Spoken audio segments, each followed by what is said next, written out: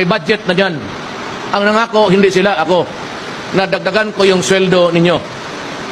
Eh wala sa budget, sabi ko kay Secretary Joke nung mapahiya ako sa mga sundalo. Sabi ko, you have to look for a way. Starting next month, incremental increase na ang sweldo ninyo. Pangako ko, dublado. So you will get it. Tsaka, I assure you, walang nagmahal noon sa polis na abot sa standard ko.